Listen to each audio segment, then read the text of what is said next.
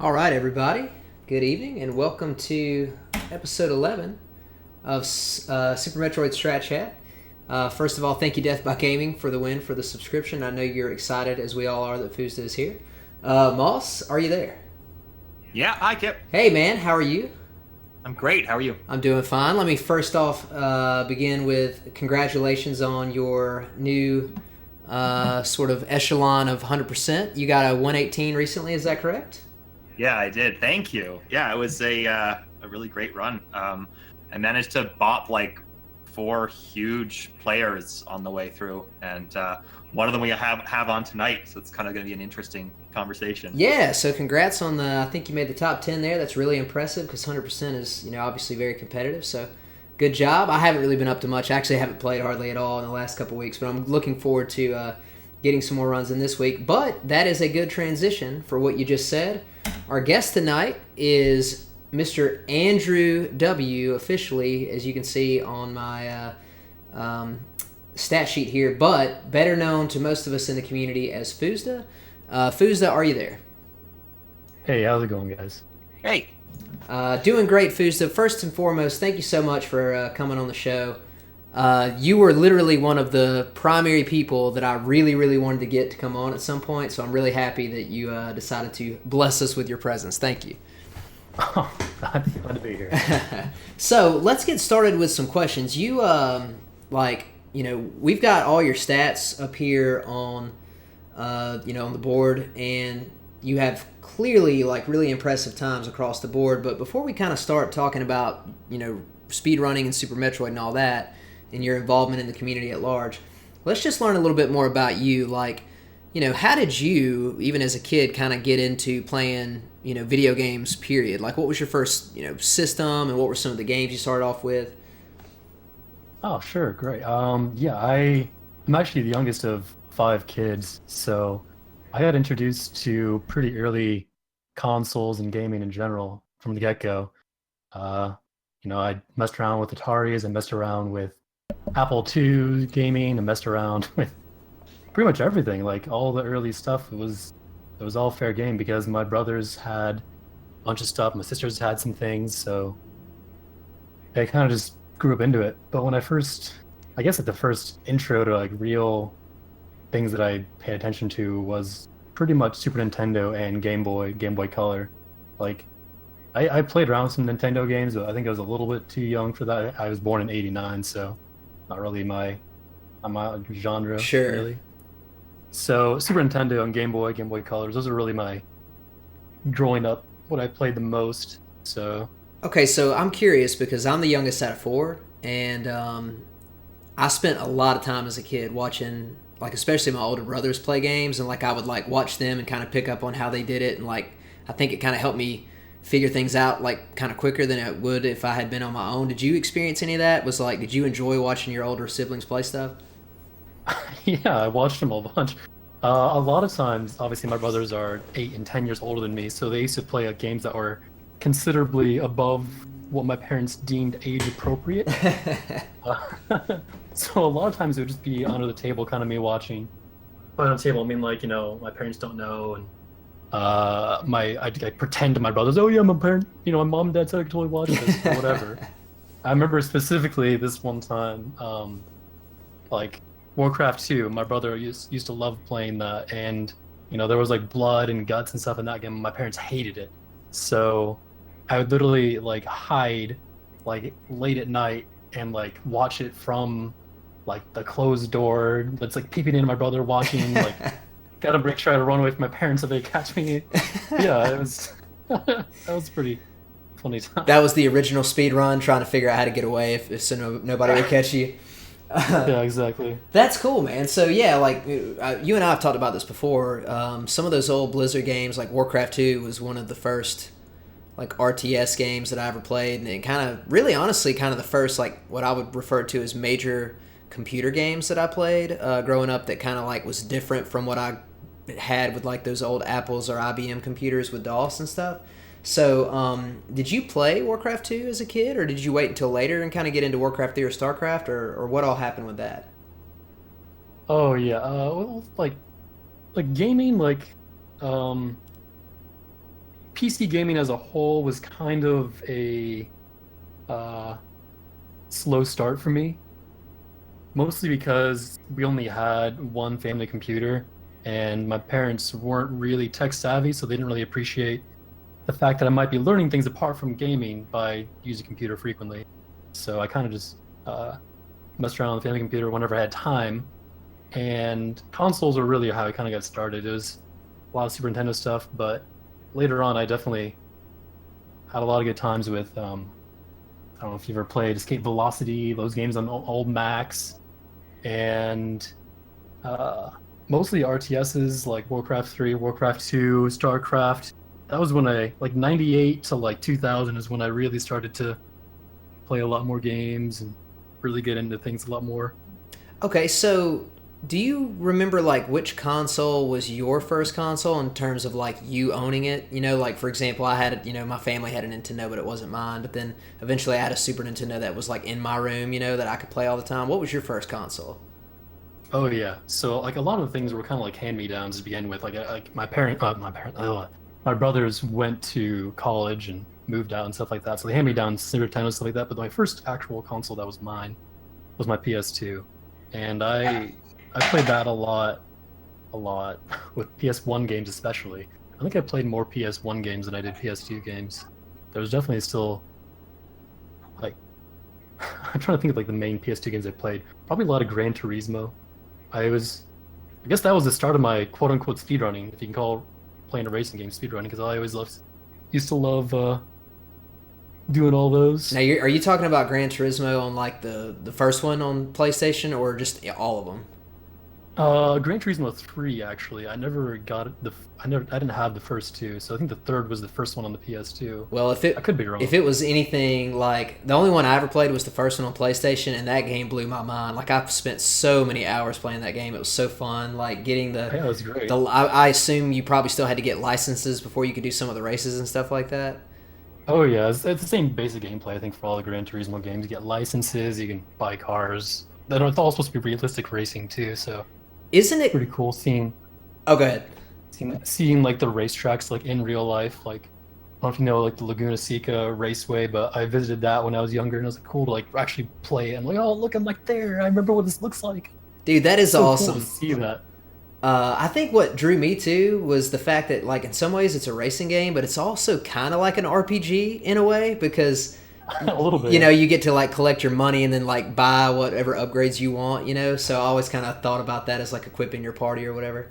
Um, Yeah. but cool, man. All right, so let's get into a little bit about speedrunning.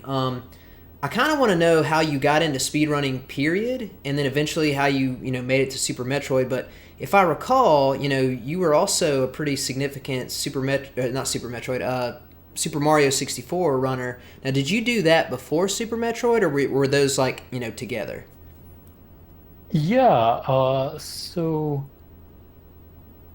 how I started speedrunning is kind of a depressing slash whatever tale. It was like me breaking up with a girl, and I got really depressed, and I was like, okay, I need something to do with my time that it isn't just anything else, because I just wanted to fill, the time. I was like, all right, I'm looking online at Twitch. I used to watch Twitch a lot for like Day 9 and StarCraft 2 tourneys and Brood War tourneys and stuff like that way back in 2010, 2012, and around like mid 2013, summer of 2013, I don't know if you know this guy. He's not really around as much as often, but SM64, Super Mario 64.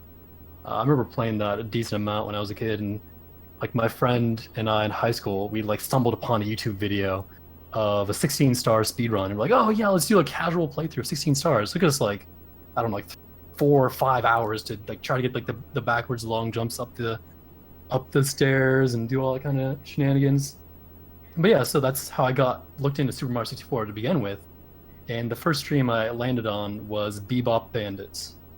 Bebop was some of you might be laughing right now if you know him, but I don't know if you would be the first person you would tell someone to tell an aspiring speedrunner to go look for advice. Not that he's a bad guy. He's a super nice guy. He's just his chat and people hang out around with, and all the environment isn't really conducive to someone just like, oh, fresh off the boat, whatever.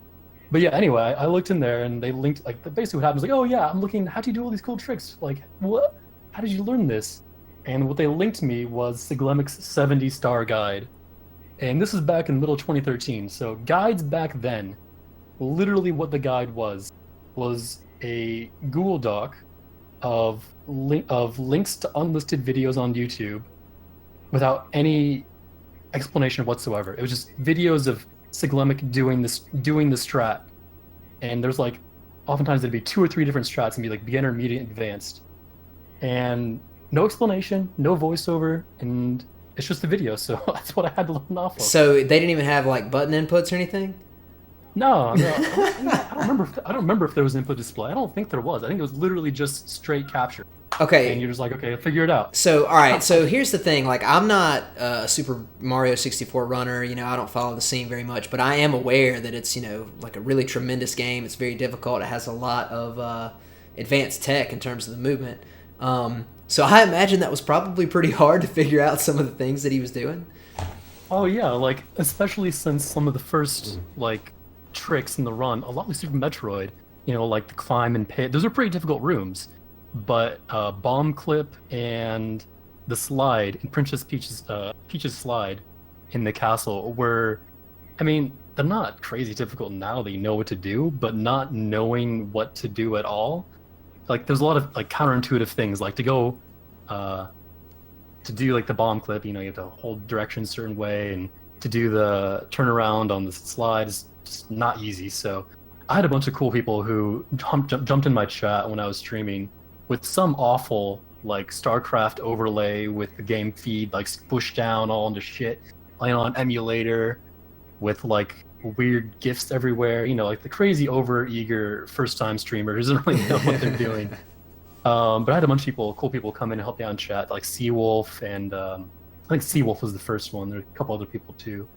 Guy Person, Seawolf and Guy Person were the two main ones who helped me out Oh, way back then. okay. So how did you? I'm going to ask this question, and then Moss, I'm going to let you kind of take it from there for some of the Super Metroid stuff. So how did you end up transitioning into Super Metroid, like strictly as a speed game? Yeah, so I think probably one of the, let's see, what was like the main primary motivating factor? I don't know what like the main motivating factor was. It might have been, I think I was watching Caught Power back in mid 2013, summer 2013. Caught was doing an incredible grind of low percent categories and RBO, specifically those two categories. Um, and that was really, really fun to watch. And it was just cool to see the time getting pushed. Like, that was the times when, like, man, back in 2013, what was the time that he was even going for? I don't know. It was pretty slow though, and it was really cool to see these guys like breaking apart. One of my favorite games of my childhood. I think it was mostly, yeah. Can't remember anyone else I watched, but I was watching. I was like, oh, this is really cool. I love this game, and I want to learn some new tricks. And I was just looking up different games to play, and I think like I was dividing between Link to the Past, which I tried out for a bit, Super Mario World, which I tried out for a bit, and Super Metroid, which I tried and instantly was like, this is the one. This is the one. I think that was it. Yeah, I know that, Phil. Moss, you got some questions about Super Metroid? Yeah.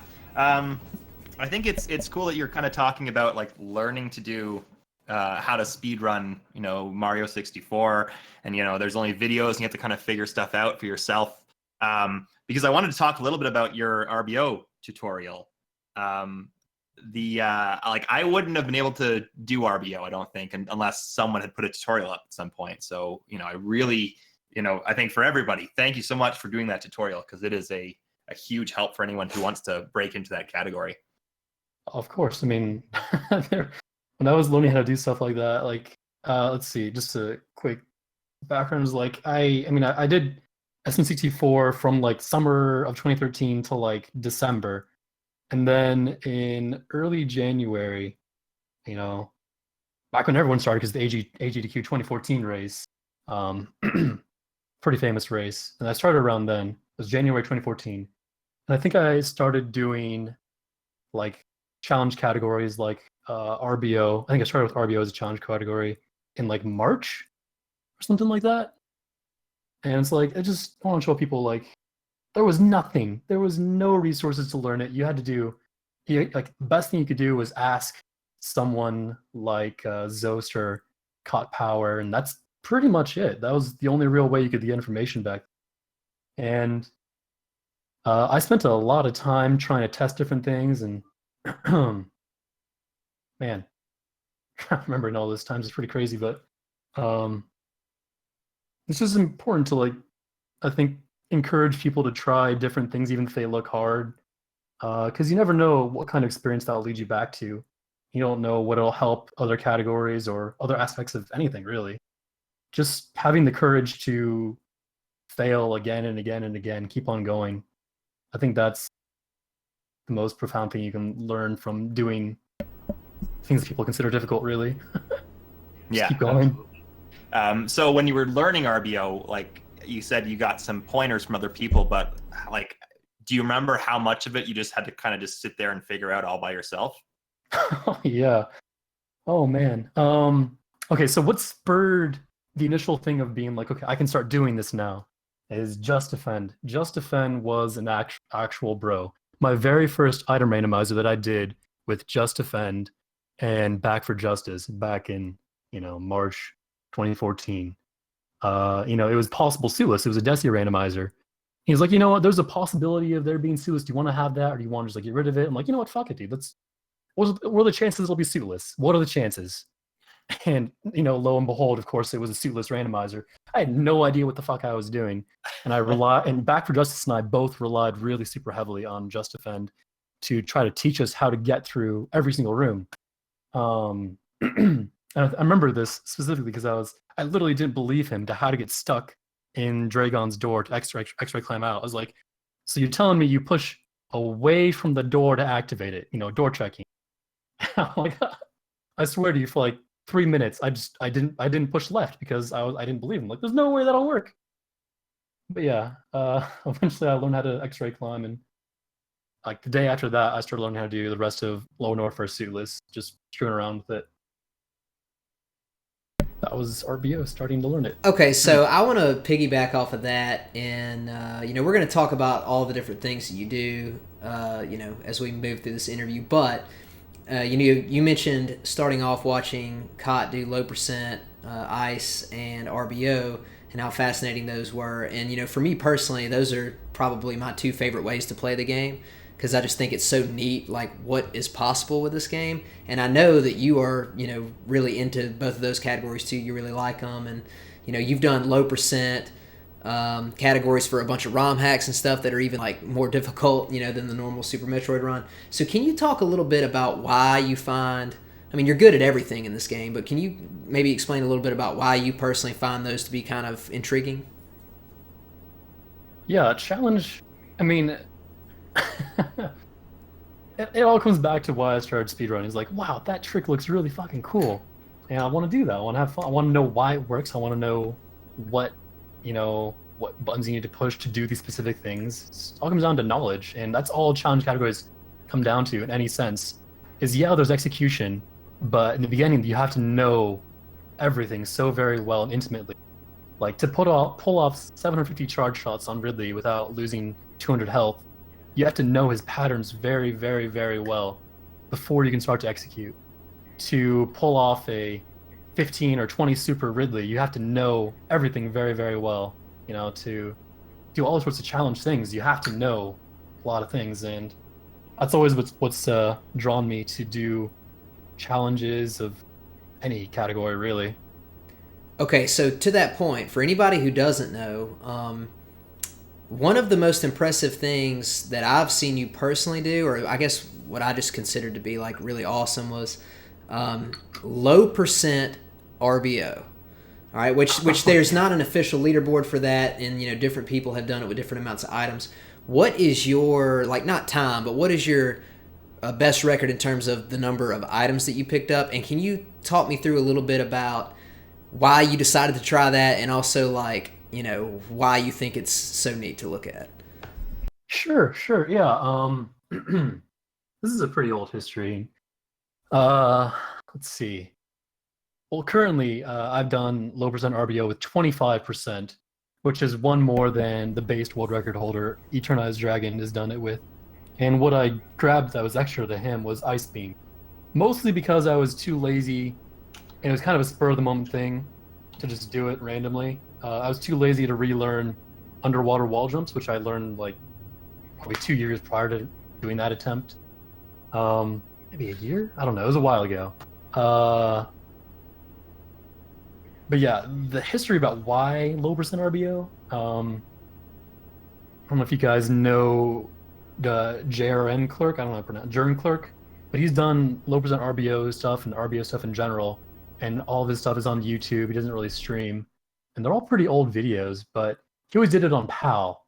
And if you don't know, PAL for low percent is much, much, much, much, much easier for two main reasons. Number one, Stamus moves essentially the same speed, and the heat drain is still reduced by, um, from 60 hertz to 50 hertz. So you're essentially just gaining time on an NTSC player in every hell run. Yeah, that's a And lot actually. it's pretty considerable how much more time you have in each heated room in PAL than in NTSC.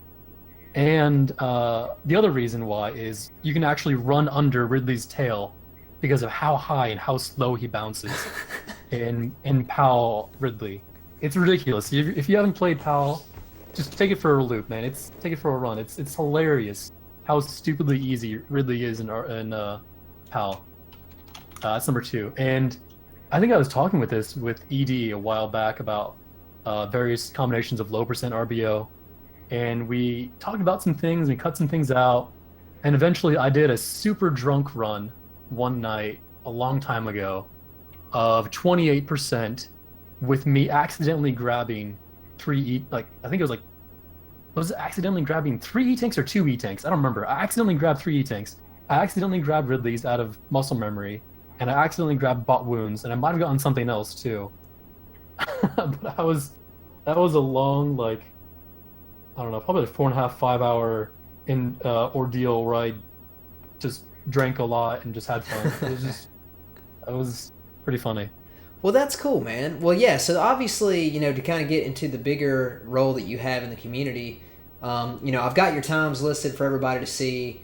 You have like literally like elite times in every single category that you've ever run, and there are a bunch of things I couldn't even fit on here. Like, you have a bunch of ROM hack world records or second or third places or whatever, and not just like, any percent, like in multiple categories and stuff like that. So you've clearly been very experienced and done a lot in the game. What are, just for you, what is your thing that you're kind of the most proud of that you've accomplished, relative to Super Metroid or whatever? Like, what if you look back on everything that you've done up to this point, what is the thing that kind of stands out to you as something you're like, yeah, it's cool that I did that? The one thing related to Super Metroid. Honestly, I mean, it's hard to say. Like, a lot of those times I have right now are super old. Like, right now, my 90% is literally 2 years old. Like, GT Classic is 3.5 years old or 3 years old. It's like all these times are really, really old. And they were really, really good when I got them. And it's nice to see a bunch of people coming up and, like, seriously showing it that these aren't, I mean, they're good runs, but they're definitely could be a lot better. What I'm saying is the times, I like my times, but those things aren't necessarily what I'm most proud of. I think what I'm most proud of is the things that number one, the things that I've given back to help other people learn things to help beat me and other people, like the RBO tutorial, like every strat video I've ever released, all of the knowledge that I can help people with. I know this is kind of an awkward thing to say, but I'm a little, I mean, okay. How to say this? I'm both ashamed and very proud of all the work that has gone into breaking the hell out of this game's low percent. Mainly because I was a pretty significant advocate for making the fourth low percent of X speed. I went through, I did all the work for Out of Bounds, and I proved to Snick and ED it was possible with ED's help and Snick's help. and that opened up a whole bunch of other shit with snakes. Like, oh, I gotta find 13% now, and it's cool to have started it. As much as all the fucking ridiculous drama that comes with it, that's the only thing I regret. Is like the drama, because it's just, people get super hyped up and super unfortunately tied down to these ideas and notions. It doesn't really matter. People just playing the game. That's what it all comes down to. People just playing games and having fun. And then so that's for all like the giving back stuff. That stuff I think will really help out everyone else, and I think it's really, really cool. But the one thing I'm most proud of out of performance is beating low percent Hyper Ridley. That was a grueling ordeal that I don't even know. Like the amount of time I spent on it like last year, last summer-ish, I think. Yeah, it's within the last year, right? Because I'm pretty certain that even I saw you working on that. Yeah, that was last summer, but that doesn't even count the times that I tried and tried and tried 2 years ago prior to that. And that was when I thought I could use 3 E-tanks, so have 400 energy. I spent a lot of time then too trying to do it, and man, that is a rough fight. If you guys ever think you have a good Ridley fight, that will test everything you know about Ridley and your own patience. Well, I think you and Elm have both asked me to go try it, and now I understand why you're asking me to go try it. Because I don't think I would do very well with it. But that's cool. Okay, so there's like a bunch of things I would love to ask you, but there's one like very specific thing that that I kind of want to get you to elaborate on a little bit.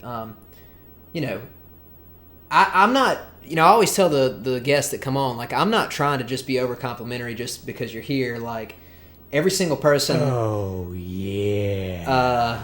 Sorry, we got a. Sorry, this is probably a bad time to interrupt with robot voice. Thank you, Justin. Appreciate it. My good buddy from high school, Justin, just resubscribed with a tier 1 subscribe. So thank you, Justin. But anyway, Fuza, I don't say nice things just to say them. Like everything I say is very real. Like you are one of the people in the community that I've looked up to the most since I started.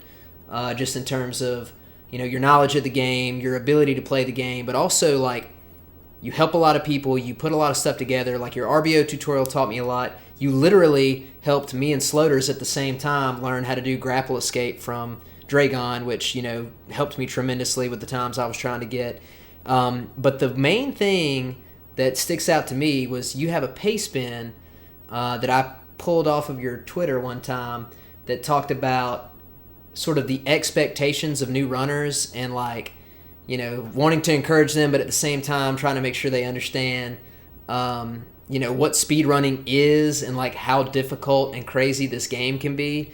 Both mentally and I guess physically in a way. Can you just talk a little bit about your perspective on when people decide they want to run Super Metroid and what you think they should think about? Because I realize, you always encourage people to try things and just have fun.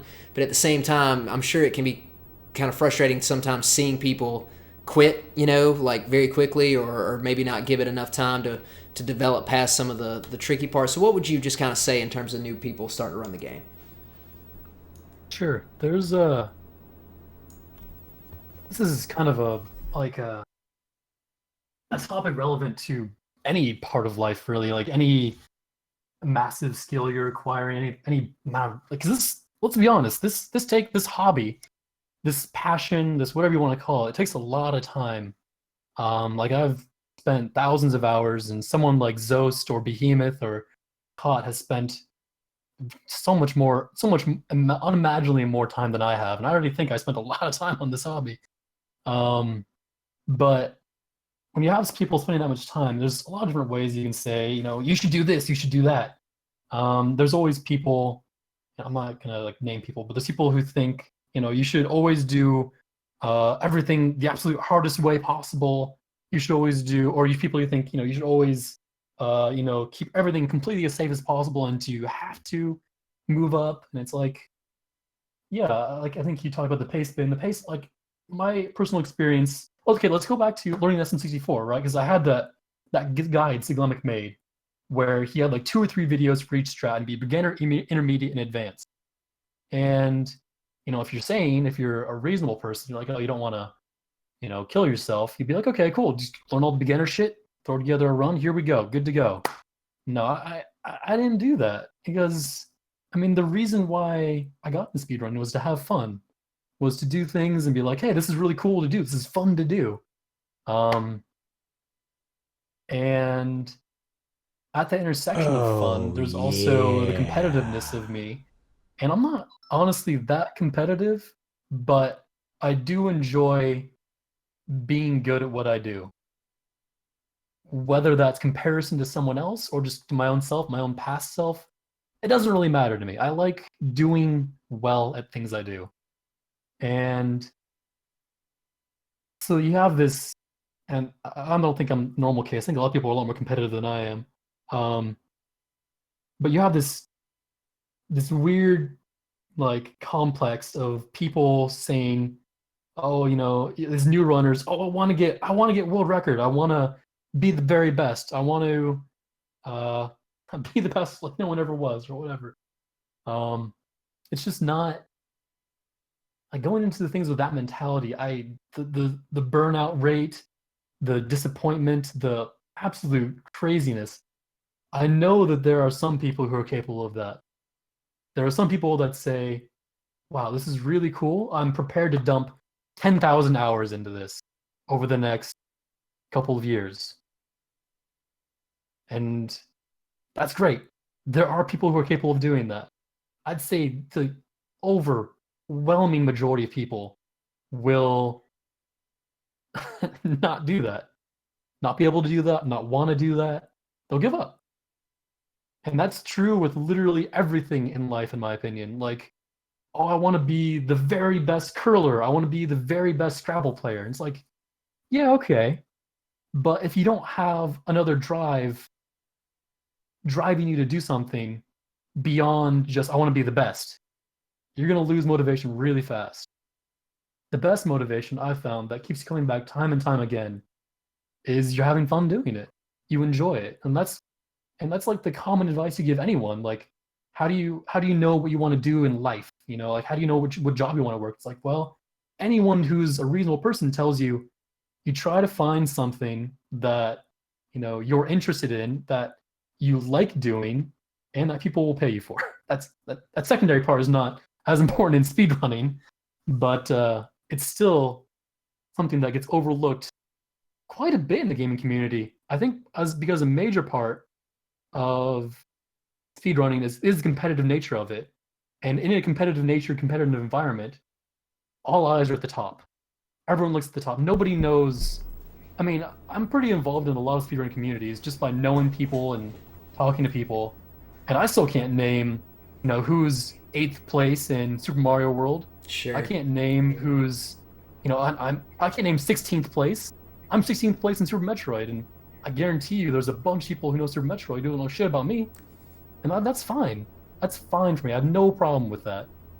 But when you have such a huge focus on the top, people come into it and they say, oh, wow, I want to be like Zosty. I want to be like Trihex. I want to be like, whoever.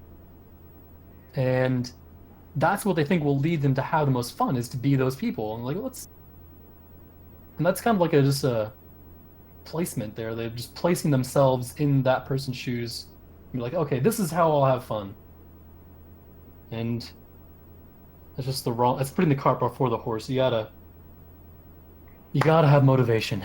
Yeah, and to your point though, like, I find it so fascinating about, and it's really hard to compare games. Like, I only speedrun Super Metroid. I really just can't speak to other games because I don't speedrun them. You actually have speedrun other games, including, SM64, which is, I don't know what everybody in the entire world thinks, but, I would assume Super Metroid and SM64 in terms of, like, old retro games are probably two of the top, 5, 6, 7 most popular or most competitive or whatever.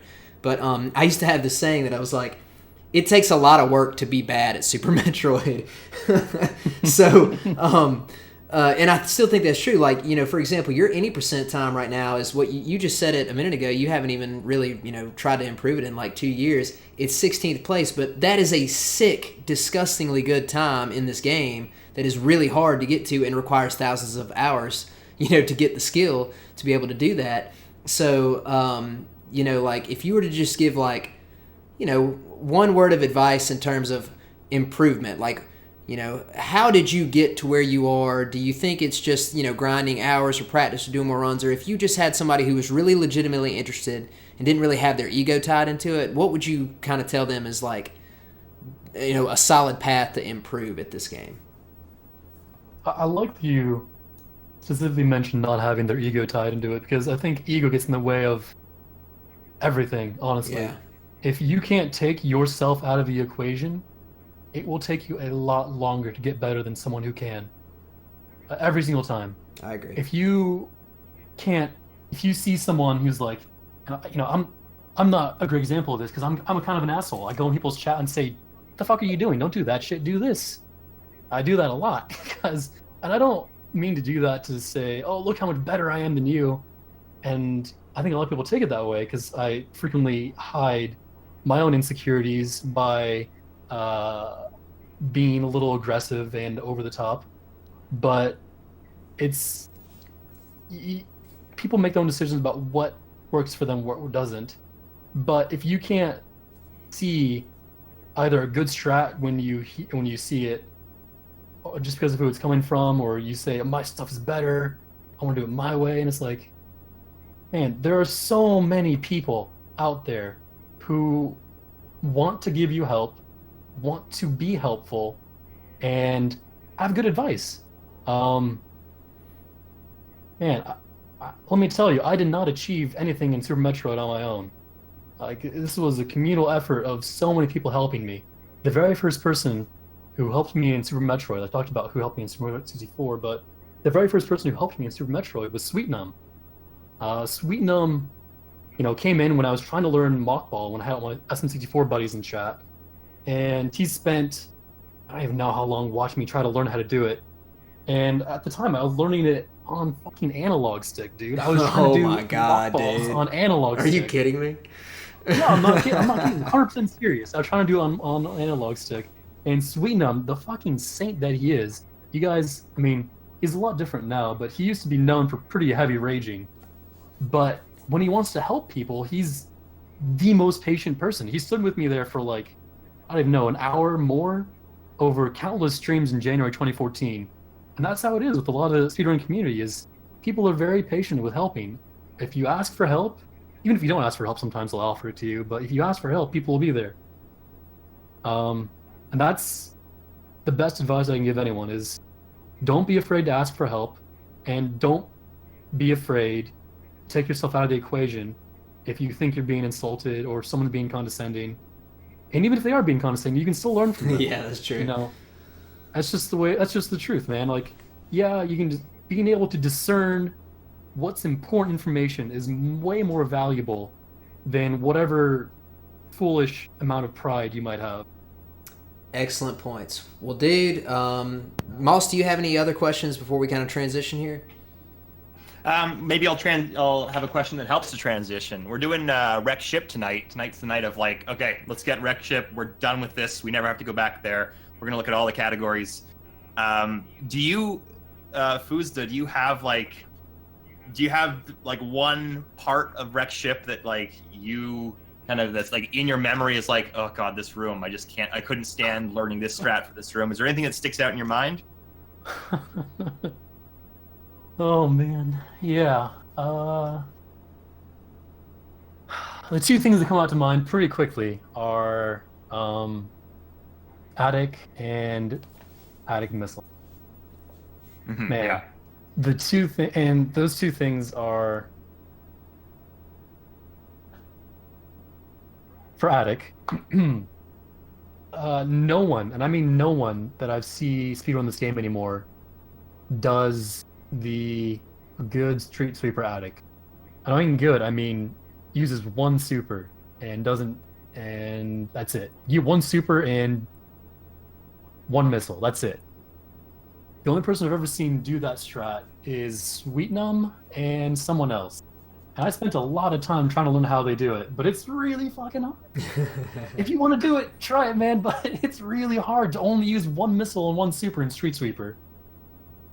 But yeah, that's why I do the lazy 3 super method. One missile. Cool. Other than that, yeah. Well, Fuzda, Is there any go ahead, boss. any advice you can give to like people who are working on, just working through any percent or 100%, anything in general about rec ship that you can give them advice about? Oh yeah, rec ship. Man, health management and 100%. It starts in Spike Room, and from there, don't do the Spark and Attic. That's just the main thing. Don't do Spark and Attic. Actually, you know what? To everyone, don't do Spark and Attic. Do anything else. Literally anything else. Just don't do it. It's a bad strat. Learn something else. It's not that hard, I promise. I promise Attic is not that bad.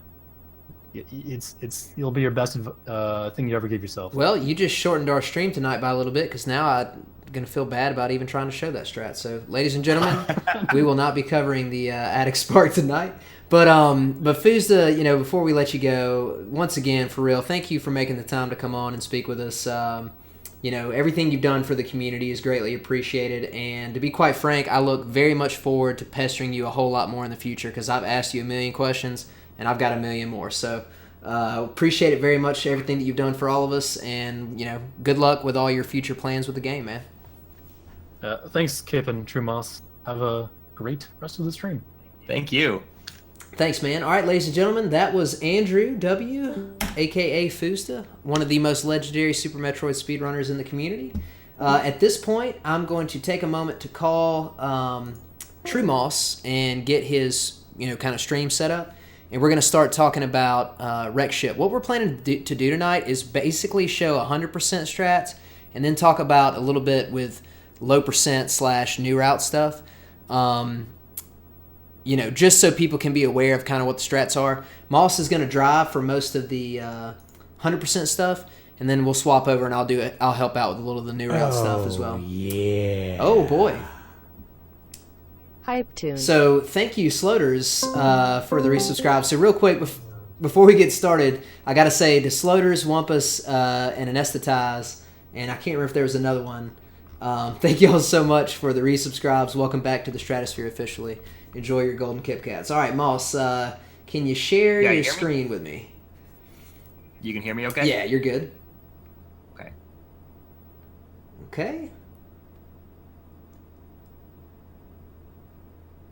All right. Let me see if I can get this fixed up here. I believe we are in good shape. So yeah, Moss, at this point, the stream is on you. So I'm going to turn it over to Moss here to kind of cover the first parts of Rec Ship. And again, he's going to cover pretty extensively the 100% strats. And then we'll double back and do the low percent / new route stuff all together, just so anybody who wants to come back and watch the VODs later can kind of see them, room by room. So Moss, take it away, bud. Okay, great. So we're not going to do any Phantoon tonight. I'll sort of show all the main categories, all the ways to get down to Phantoon. I'll sort of just do the first 2 rooms up to Phantoon, and then we'll skip Phantoon. There's already a video of how to fight Phantoon, and then we'll kind of just go from Phantoon to Gravity. We'll just kind of pick one category and we'll go all the way through, and we'll come back and we'll do it with a different category. This is actually a really good time. If people have any questions in general about Rec Ship, regardless of category, give anything, now is a really good time to put it out because we can address it as we approach it. So if you have anything that you're wondering about, big, small, doesn't matter, let us know, and we can try to address it today. Okay, so let's see. I think we should try to do all the main categories. We're not going to do RBO. Maybe we'll do RBO for 5 minutes at the end if Kipp feels like it. But we're going to do old route, new route, hundo, and low percent. Though I guess for the most part, new route and low percent are essentially going to be the exact same thing, right? More or less. So I'll just go through the basic way down to Fantoon, and we'll do it, I guess, first with old any percent. It's how most people are going to be playing this game to start with. So start working your way down. Something like day one that you can start doing is, instead of just running off platforms when you get down, just try to make a jump off the platform, because you're actually going to start heading lower sooner. So if you've never played these Super Metroids for any category before, day one, just start by putting little jumps as you're falling down. It'll just make it a little faster. So the first little bit, just really simple jumps like that. Okay, so you should have wave beam on at this point. What most people in any percent will do is they'll probably shoot down on the way somewhere around here, and the wave beam will actually clear a number of these bricks out of the way. There's a number of ways to get rid of these bricks. I used to do a shot down. I would jump and shoot down, and on the way down, I would do an angled shot, sort of roughly bump as I pass this ledge. I would do an angle down shot. I think I actually did it by just running off the platform. It's been a while since I've done this strat. Then you essentially just roll out and you're all the way down through this room, and this door would normally be green. What I actually do now, I do this in Hundo, and if I was doing old any percent, anytime I'm using wave beam, what I'll do now is I'll just jump and shoot straight down somewhere around here, just as I pass the edge of this ledge here. And then you want to get right into this nook right here. And if you duck and shoot, you can clear pretty much everything up through to these platforms here. If you want, you can just unmorph and shoot angle down and shoot to clear. What I actually do is I shoot down, I ball up. It makes it a little easier to land perfectly in this area. Then I unmorph, shoot, and roll again. And then I actually do a down back through this area. It's just a really fast way of getting through. I've only recently started doing that, but I kind of like the feeling of it. So just doing a shot, unmorph, down back, and shoot. Clearing the very end. I mean, if you want to do a really simple strat, shoot down, shoot down, shoot down. And then here, there's a couple of ways that you can shoot the eye door, or the green door. You can literally just drop off and probably hit the door as it opens. I actually like to do a little hop, shoot down, and then I sometimes will just start turning left to right. And the turnaround animation allows you to sometimes keep your drop speed as you go through the door. So as the door opens, you can actually fall directly through it. It's not a big deal, though. In old route, a lot of people come over this way. As far as you need to, I often come right around here, and I do a stutter 3-tap, and then I sort of speedball through. If you want to do a 2-tap, you probably can come back to like here. 1, 2, something like that. It's a little harder if you're not doing a 3-tap because you have a lot of forward momentum. So it's kind of harder to hit this. That's why I like to do a 3-tap. You don't get as much run speed. 1, 2, 3, and it takes you right through. The eye door, I must have already opened it. But one little thing about the eye door is that the eye won't open if you're crouched. So sometimes if you roll all the way to here and you've got your super ready, if you unmorph and try to fire right away, you'll waste a super. So you want to make sure you unmorph and stand up before you hit the super. The other option is I hold angle rolling through here. I actually unmorph around here and I start running forward. And as soon as I start moving, I just press the fire button and it'll hit the eye right in the face. So there's not a lot to say for other categories. If you're trying to come through, if you're trying to do a hundo strat, the easiest way to, you want to go down through this. I think that's the right way. Yeah. You want to go through there now before you go to Fantoon. So we'll just put on a couple of slightly different. Oh, actually, I'll just keep the same items. So there's a number of ways to get through to get the item on the side here. The easiest way is just work your way down, try to jump off the ledges, all up, lay a bomb, and then start running over here. Trying to avoid, you don't have to, if you just want to avoid landing on the spikes because it's slower. So I do little jumps. If you jump and aim down, you're more likely to avoid hitting these little ledges. So if you notice that you didn't jump high enough, aiming down just compresses your hitbox enough that you can clip and miss them. And if you can, try to do a mock ball through there to get back. And then essentially same thing on the way down, like we talked about before. What I actually like to do to open up this this way is I actually drop a power bomb somewhere around here. So on the drop, I sort of ball up, land somewhere around here, and drop a power bomb, and then just roll down. I think it's a little bit faster. So just to show it in execution, I just ball up, and I actually unmorph and then ball up again so I don't bounce. On the run through here, what I like to do is I just like to run, get full speed. And just after I pass this chain in the background, I do a pretty big size jump. And I try to actually mock ball off of these spikes. It usually lands me around here, and I unmorph immediately. It's actually pretty fast to try to do something like that. Unmorph immediately, and then just keep running to get the item. That's an interesting point, Wumpus, that the speedball is actually often slower than going to the right. I just got really into doing speedball. I just like the look of it a lot, so that's probably the only reason I'm still doing it at this point. I don't think there's much else really to talk about. If you're coming down in old route or low ice, let's actually put low ice on. I guess I gotta turn off ice though. The only other thing really is when you're coming down this way, you don't do speedball. The easiest way is you just kind of fall down through this door, hitting like rubbed up against the wall, and then you either try to jump completely over this work robot and mock ball through. If you notice that you didn't jump early enough, you can kind of mock ball off of the top of the work robot, and that brings you down here. And then exactly the same thing as before. Just kill it, go through the door. I think that's pretty much it. There's not much else to really say about the very beginning.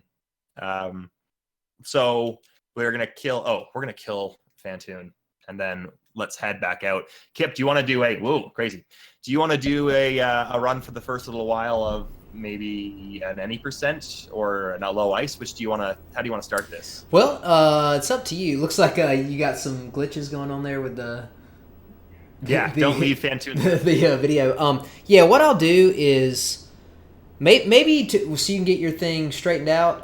I can just kind of start with the low percent stuff. Oh, okay. Well, I would actually prefer us to just keep them together. So you can go ahead and go through with the 100% stuff, and like when you get to the attic, you can kind of talk a little bit about any percent since you have some of the same items and whatnot. And then we'll just keep it all together that way. Okay, great. So one thing that you can, the one thing about doing hundo is it kind of depends on which route you're doing. A few of the strats might be a little different. If you're doing a late croc strat, then potentially you might still keep these two items on.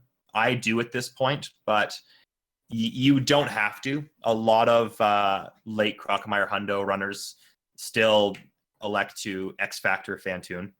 As soon as I stopped X-Factoring Fantoon and moved into Dopplering in Hundo, I've only died once in Hundo ever since then.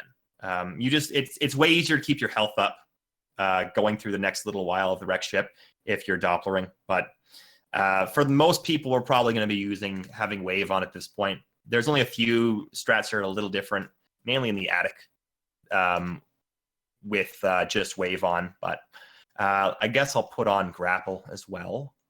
So again, I haven't used grapple for a while in this area, but it should be fine. So grab all your items, and then we'll jump through.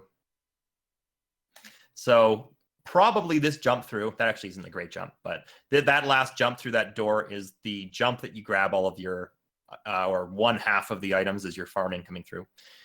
If possible, you want to try to mock ball into this little hole. I didn't actually jump very well, but it doesn't really matter. Ball up. I actually switched to power bombs right now while I'm waiting for the bomb to explode, and then just try to avoid these enemies. The easiest way is to just sort of jump relatively low. I actually aim down to try to avoid clipping my feet on the top of the work robot here. So a little jump. I angle and shoot, And then here, I try to jump in a way that the door transition is actually pretty bad for this room, or it can be. So I try to jump as close to this side as possible, and I actually turn right as I jump through the door, sort of like that. Now you can see, as I do it in real time with the scrolling, that the door still is not going to be fantastic. Ooh, that wasn't very good. Again, I'm not kind of used to just wave beam anymore, but that's sort of the jump that I would usually be doing. Oh, weird. Let's go back and set that again. So in general, what's happening is you want to make sure you're coming through in a spin jump. So from here, come to around here, aim straight up and shoot, and then try to get up here as quickly as possible and ball up. Most people will just lay a power bomb here in Hundo, and that'll do two things. It'll boost you up into this higher platform. It'll also clear out specifically these bricks. Unfortunately, it also clears out these ones, which makes it a little harder because you don't have a good run speed to get to this area. So what I usually suggest is to hop up here, do a little gap skip, and then a little morph ball, a little mock ball, rather. So I'll lay the power bomb. It'll blow upward, and I'll do something like that. You want more? I switch to the missiles at this point and run through the door. Okay, so I always kill this bull as soon as I come into the room. It's really easy. You just, as soon as you start moving, press fire.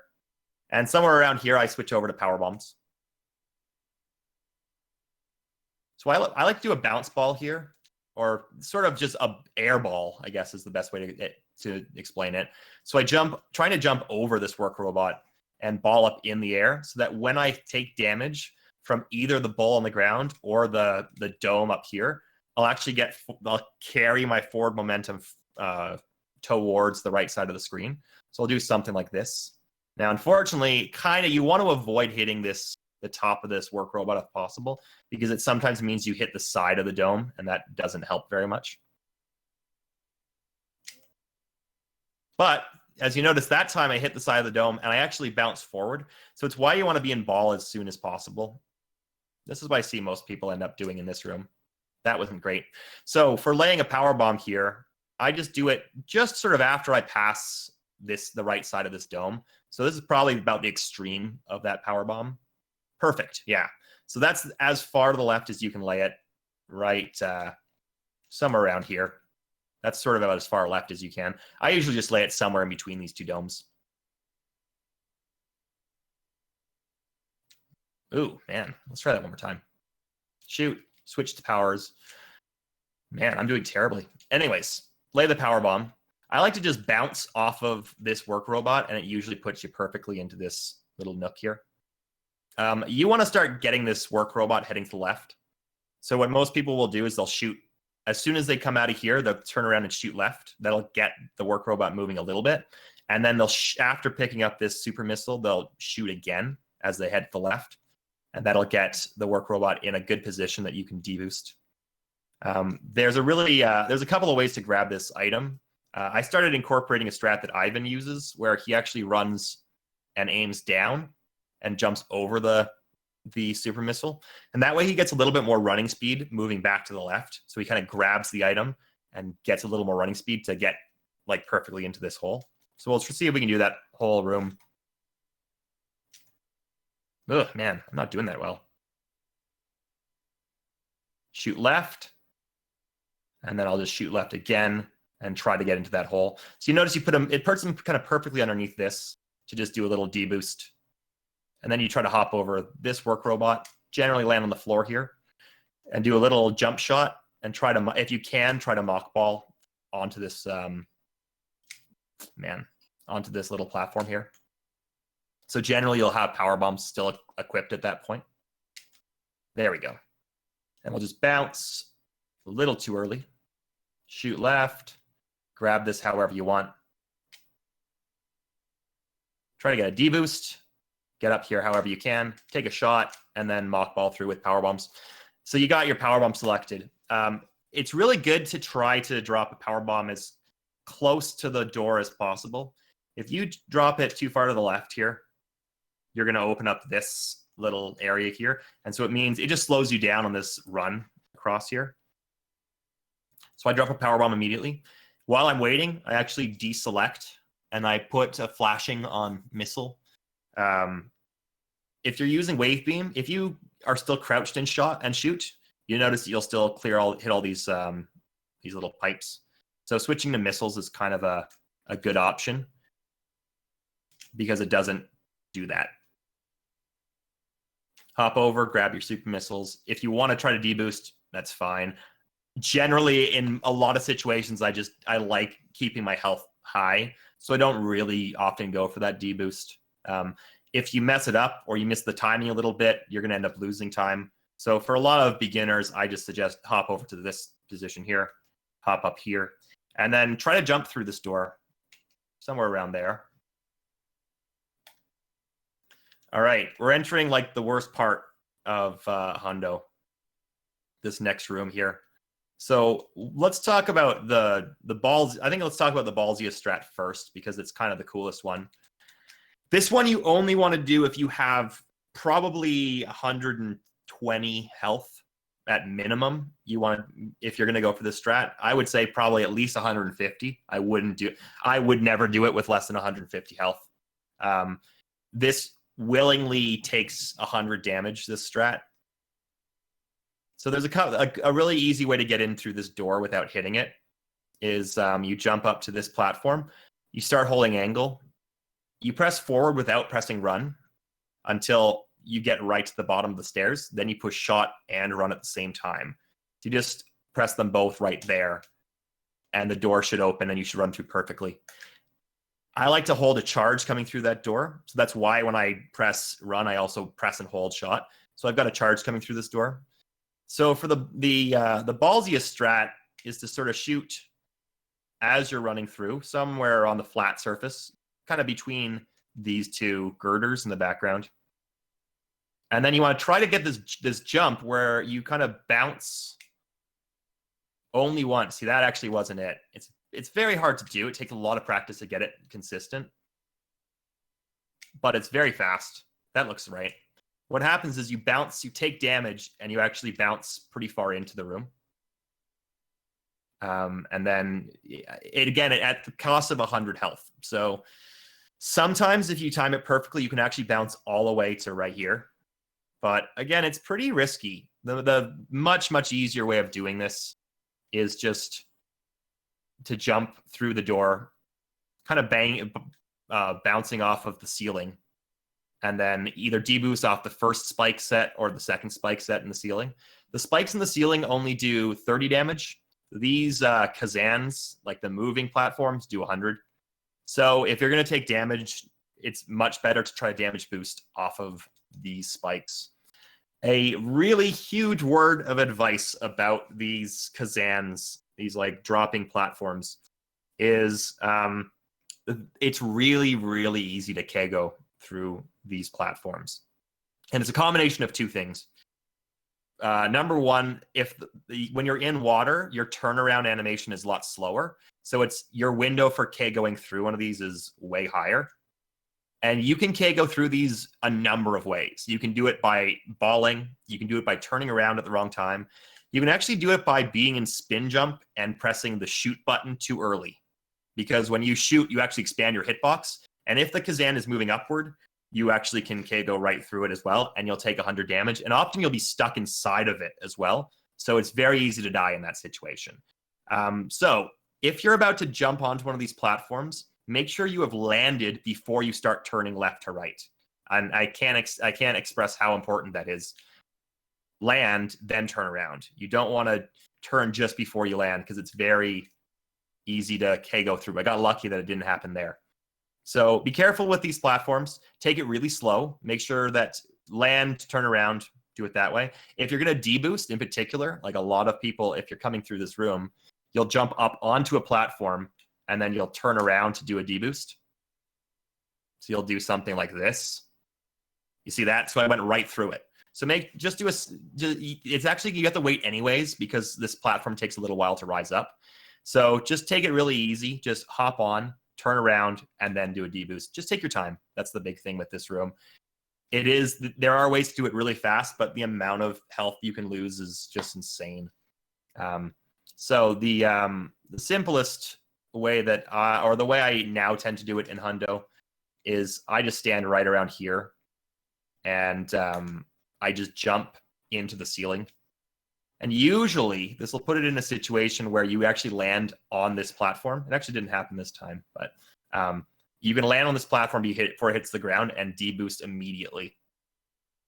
I guess I just didn't sort of set up the jump quite right. Let's see if I can do it one more time, just to show it off. Ooh, I might have taken damage, though. Nope, there it is. Okay, perfect. So if you are going to do a deboost like that, another thing to remember is it's good to continue to hold the jump button until after you've landed. If you release jump before you've actually hit the ground, Samus will turn around, and probably you're going to take damage in a way that it just sort of either pushes you back, or you might, again, KO through one of the Kazans, depending on how you land. So continue to hold jump after you've taken the deboost. Okay, this room is a little bit easier. Just doing some angled shots to open these up. I like to jump to around here, somewhere around where this girder is in the background. And I shoot straight up, and I continue to hold up as I jump. As I'm jumping, I kind of roll to the right. So I'm still holding up. I just sort of roll to upright. And it just makes it really easy to shoot that little pipe there. So I do sort of two shots, one up and then one right. I do a little angle down to hit this with a super. And then here, if you want to, you can actually, if you have, I think it's 5 health that it takes. Oh, it takes a little more than that. Okay. 15 health. So if you have at least 16 health, you can take damage off of this green spark. The reason I do that is I take the damage and then I move far to the right. And that allows me to get more run speed going into this room. This is the riskiest way of getting through this room, is to take a big jump and bounce from, I guess it's platform 2 onto platform 3. You have to do it right at the very bottom of the flat part of the platform that's actually underwater. You have to do it from right like here. If I notice that I jumped too early, I jumped around here, I'll be aware of it, and I'll either try to stop on platform 1 and then just work my way off around, cautiously, or if I'm gonna make it to platform 2, stop dead, and then get over here. So it's good to know which option you want to do in that situation. If you're going for the bounce, you have to hit the second platform on the left side, somewhere around here. Otherwise, you're not going to make the bounce properly. So you have to kind of just, if you want to go for that strat, you have to just spend enough time so that you're able to get out of it if you know things aren't going to go well. Because you absolutely don't want to fall down. This is a really bad room to fall down in. Okay, so from here, old route is just taking the simple way, just using grapple. And it's actually really easy. And then the escape is really easy as well. Just something like that. Use the grapple if you want. But if you're doing the late croc, you have to do a bomb jump. So this is kind of a tricky one to get used to. The big thing is that you don't want to do like a full jump to land on these. You have to kind of lay a bomb, which is, you can do a full jump for the first one, but I generally don't do a full jump. I kind of jump for the second jump to essentially get boosted by the bomb. I try to jump sort of as high as these green things in the background here. Oh, that's kind of weird. Sometimes I've noticed if you're on the sides of these guys as they go down, it's like you get sort of jump stuck. Maybe it's actually a straight jump that does it. If you spin jump off, you seem to be able to move, but a straight jump, yeah. Okay, so don't straight jump is actually the thing that you want to do. Okay, so this is a very advanced strat. Unless you're really getting into Hundo, it's a cool one to learn, but most people don't end up doing late grapple. All I would say is that I just keep jumping like in place for a while. And you can do this for forever. You can just sit here for a long time and just try to float. And then when I feel like I've got the right bomb that I'm going to move on, I just hold left just before it goes off. So I'm going to come down a little lower than that. So this one, a little too early, unfortunately. So I just push left just before it goes off, and that usually boosts me into the right location. Okay. Coming back, if you're doing late croc, is really tricky because this jump sucks. You just have to get used to the distance of this one. It's very easy to mess it up, but good luck is really it. You just got to learn to time the jumps really well. Okay, so coming back out of here, I usually shoot twice on the way down over this jump over here. I shoot once in the middle and then once right here. You can actually do one shot roughly around here that clears both of them, but I don't risk that. I just do one here and then one here. And that'll clear out this area right here. So you get down here pretty quickly. Oops. Then what I actually do here is I like to do I think this is a behemoth strat. He likes to ball up on his way down and then unmorph and down back to avoid this spike. You want to I like to try to avoid hitting this spike because you want to get a little bit of movement speed. You want to kind of run underneath it and not get hit by it. Because one of the best things you can do in this next part is take a deboost off of this spike, or off of this spark rather. If you do deboost off of this, you can get a really nice boost all the way to the far right. And you can actually shoot down and open this up as you drop. So let's take a look at all that. 1, 2. Deboost, shoot down. And then you want to try to beat this spark. It's kind of my knowing if I did a really good room is that I try to get in underneath that spark and not take damage from it. Man, I'm not timing my jump well. 1, 2. Ball up, down back, shoot. Deboost, shoot down. And oh, I almost made it underneath. Okay, this next room is, I do very safe strats for this next room. You could deboost into the next room if you want, but I use a really safe one. So all I do is I stand right here and I do a spin jump. I want to actually hit this wall as I'm spin jumping. So I'm just going to spin jump and hold left, and you want to hit the wall as you go up. Just like that. And if you do that, this next room, you just hold left, and it'll land you perfectly onto this spike. In order to get to the next platform, what I do is I watch Samus's feet. She puts her right foot down and then her left foot down. As her left foot touches the ground, I do a jump. Right, left. I just jump on the left foot, and it just times it perfectly. Foot, foot.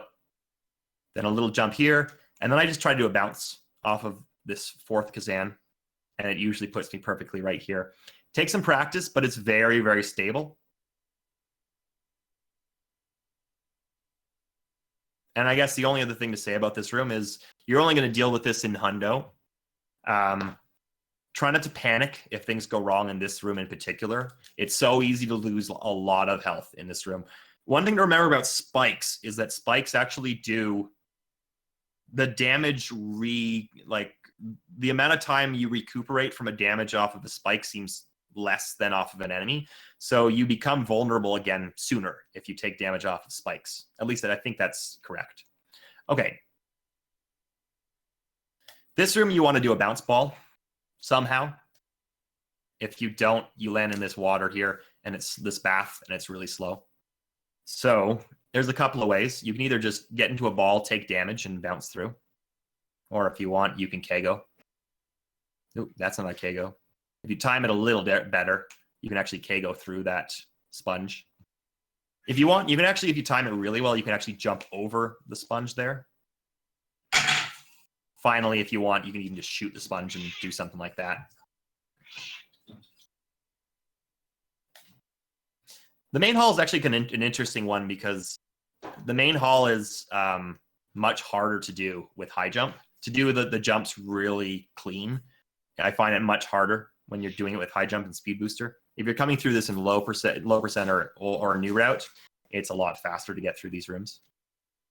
So dispatch this however you want. That one atomic, pardon me.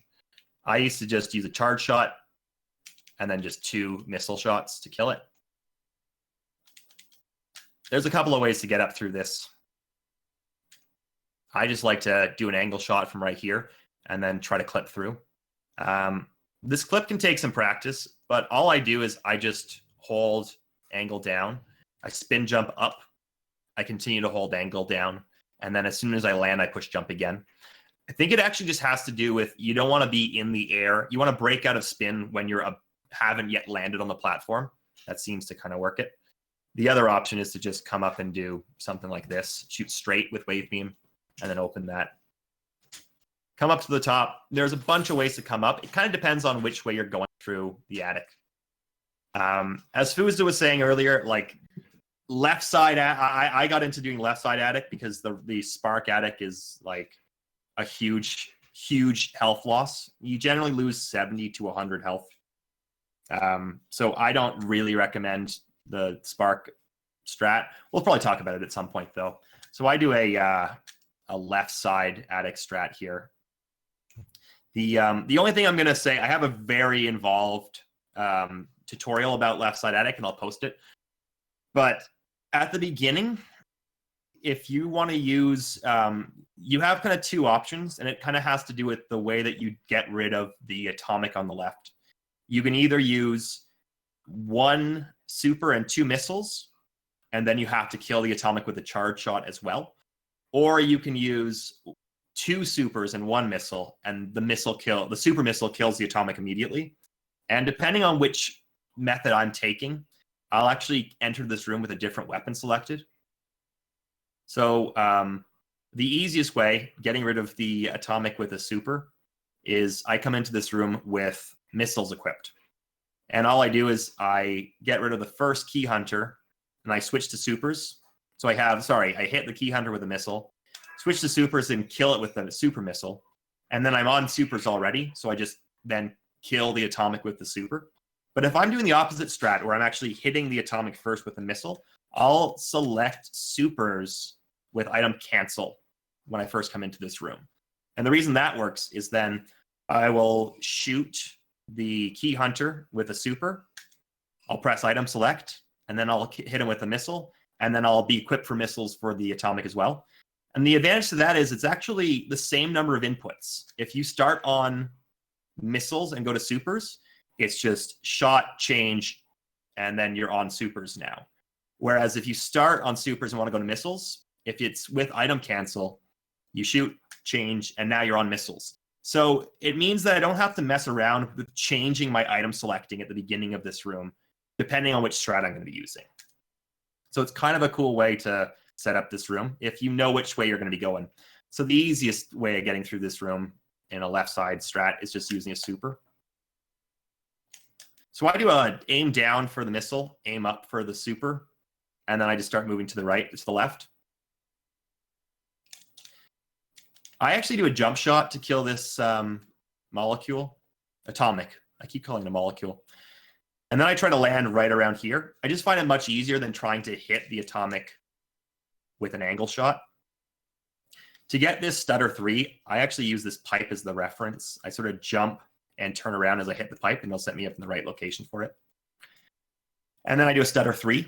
If you don't want to do a stutter 3, Ivan does a strat where he actually, after killing the atomic, he comes to the right side, and then he just takes damage off of this dome, and then does a regular 3-tap, because it sort of sets him up in the same place. So he kind of takes damage 1, 2, 3, and then he's set up perfectly. So it's a little bit easier, 1, 2, 3, because you don't have to worry about the stutter then. And I've seen Ivan do that for consistency's sake, but I just do a stutter 3. Weird. I guess I didn't enter the room very well. Stutter 3-tap. Jump up and kill all these guys. Try not to take damage. Usually if you do it fast enough, you don't take damage here. And then you get a lot of speed. If you mess up, I usually just super this guy. And usually if I'm moving fast enough, I can still do another stutter 3-tap and just jump and kill the remaining 2 guys. This room takes a lot to talk about, so I don't want to go into it too in depth. I think the more important thing is like if you want to learn this strat, I have a tutorial and I'll post it. Maybe take a look at that.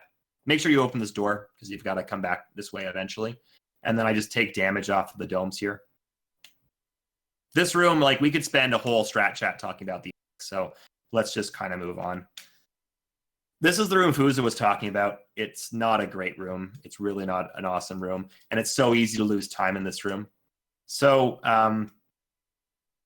what most people try to do is they try to get this first work robot into this pit, and then they try to get through the next 2 work robots. And this is done by taking damage and jumping through them as they're walking forward.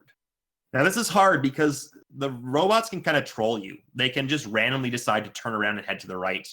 And then if they start heading to the right, you basically are stuck just shooting them until they get into the pits. So clear this guy out. And then there's a number of ways you can do this. I used to just jump over this guy, take damage off this spike, and then try to jump through the second work robot. The way I think of getting through the work robots is I kind of use the top side of the robots, like the head of the robot. When they start moving, the head starts moving to the left and kind of downward. That's kind of the time where their hitbox is moving forward. So you want to kind of try to jump through them as their head is moving forward. That's kind of the best time. So if you notice, I waited until it's almost like the work robot's back to me. So like when the work robot bows, that's when you try to jump through them. It just makes it much easier. So if you wait for the bow and you can kind of get through at that time, you can get through it other times, but it's pretty tricky. So I used to just do that and hop through. If you want, though, you can also take damage and then go into a ball. And then you will always roll through a work robot if you're in ball taking damage and the work robot is moving forward at that time. So you have to kind of time it well, but I just ball through and I find that much more consistent. I actually then do the same thing that Behemoth does now. I jump up and take damage off the top of this spark, and I hope to get through this guy. Doesn't always work. It kind of depends on just the way that work robot's moving. But if you get lucky, you can get through him. So he kind of trolled me and started moving to the right. If he's in this position, you can kind of get on top of him, jump and shoot down on him, and it'll actually push him to the left quickly because you're actually on top of him on his right side there. So this room takes a lot of time. You have to kind of find the strat that works the best, most consistently for you, whether it's taking damage off of this one and trying to jump through, or taking damage off this, deboosting and trying to jump through. Again, you're just going to have to find what's most consistent for you. I found that the ball is the most consistent for me, and then trying to do a deboost here. But in this case, it didn't really work. So like I said, I'll get on top of them, and I'll just try to shoot down, and that pushes them out of the way. So this next part, coming back is much easier. All you have to do, because these conveyor belts are pushing you into the work robot, all you have to do is take damage and then turn around, and it automatically pushes you through. So it's really easy coming back. We'll just come through back one more time.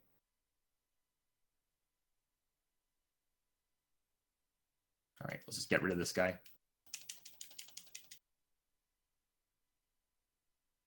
So if you want, you can take damage off of this and deboost back, then take damage, turn around through that guy, and then work your way through. This room is a tricky one to get down without losing a lot of health. The easiest way is to take one hit there and then just try to run right through everything else. And if possible, you try to jump so that you can get down here and underneath these key hunters. So just take damage on the first keep hunter and just keep running. It's probably the easiest way. And then just see if you can make the jump. If you don't think you're going to make the jump, it's better to deboost off of this dome. So you can do something like this. If you jump a little early, deboost off the dome, and then you can get through like that. I've started using a shooting strat. So I come into this room, and I do the same input 4 times. I do change shot in kind of a rolling motion. So that way I select the missile and then shoot it, select the super and shoot it. I then cancel my weapons and do it again. And I kill 2 key hunters in a row doing it that way. It's a little tricky to do. And then I just jump straight through.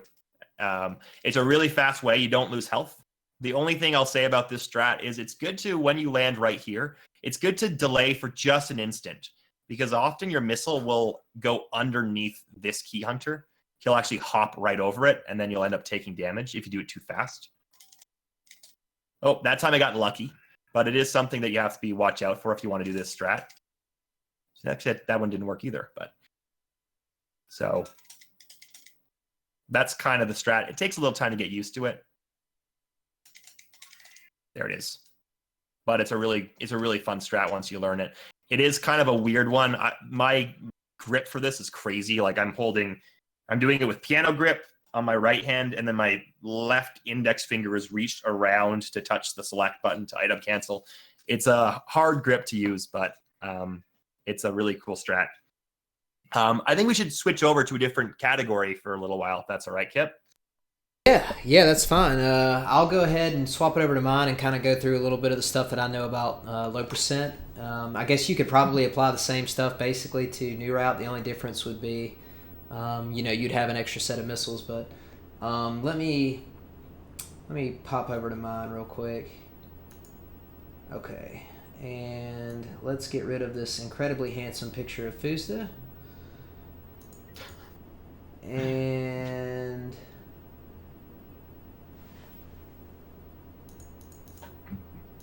there we go. Okay. So here's what I've got set up that I was going to show everybody. I've got this save state where I've finished fighting Fantoon. And for the record, this is with low percent item. Okay, so maximum of 10 missiles at the moment, maximum of 5 supers, maximum of 5 power bombs, and maximum of 199 health. So this save state is going to constantly go back to this exact drops. And what I want you to notice is, like, we're really good on the ammo, right? So we're going to get 5 supers and I think 2 power bombs and a couple missiles, but our health, the health he drops here is really low. And you want to try to be, at full health if possible, exiting Fantoon. So I did this on purpose. I save stated it like this so that I could show you guys, if you're in this predicament, what are a few of the things you could do to try to get yourself back into, the best shape possible with health, as fast as I can kind of figure out how to do it. So the first thing I kind of want to show is after you've collected the drops, you want to have the way I do it is I have a full jump through this door.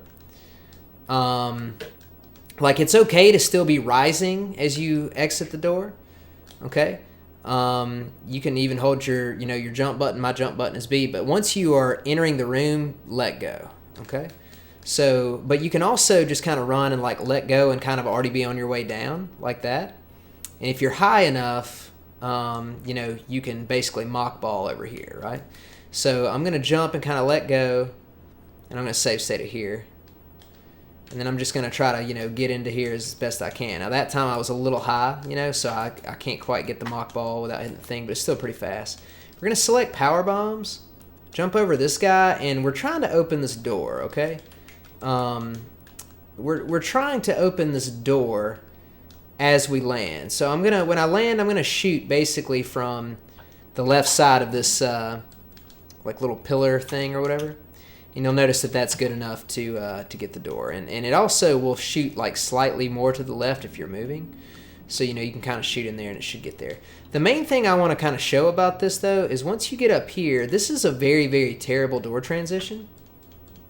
And this is one of those places that you want to be really careful about how you enter it.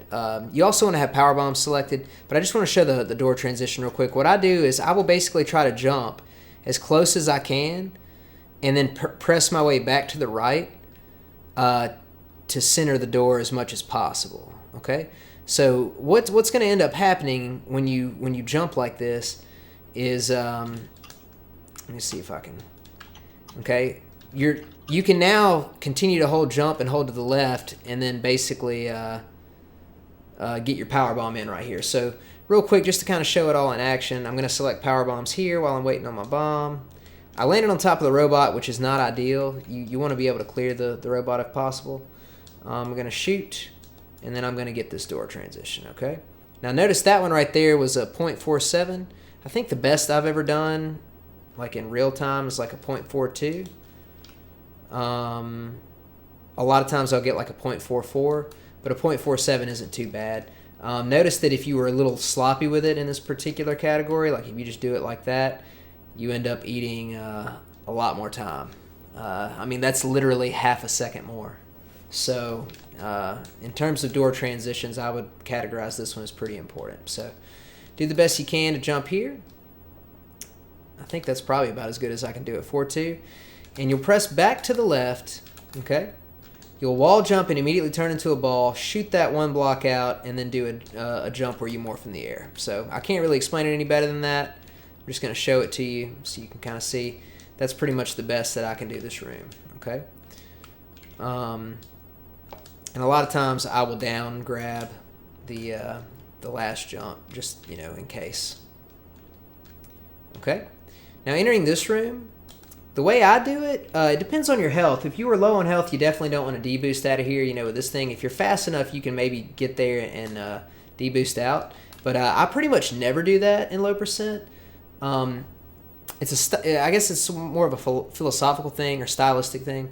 I just don't take any more damage than I have to because I'm trying to make sure that I keep everything as close to 100% health as possible. So anyway, I usually just run straight off this and press down to compress my hitbox. You'll notice that if you just press to the left, you'll hit that thing. So anyway, I usually just compress my hitbox, grab this thing, and then jump. Okay, so I'm not going to cover much more than that. Now, this is the part where I want to show you what I would normally do, and then I'm going to show you what I would do in this particular circumstance. So normally I would just enter this room. I'd still have power bombs selected. And you basically just start the process of trying to ledge grab these as much as possible. This one, however, the second one, okay, you jump up here. I consider this to be kind of like the first one after you've already gotten out of the room. But the second one, you actually have to wall jump. You can't just get up there super fast, right? So you got to wall jump, and then the rest of them you can do normally, but this one you're going to want to wall jump unless you're trying to farm these guys for health. So let me show it to you the normal way, and I'll go over the clip in just a minute. But this is the normal way. I'm going to try to get under this guy. I'm going to try to get up here and clip through here. Now, normally I don't want to get hit by the atoms. And I usually take the left side because it situates me right here to do the mock ball entry. But I have noticed that some runners do the right side, and it might even be technically just slightly faster. But my sort of muscle memory and just sort of consistency-wise, I just find the left side easier for me.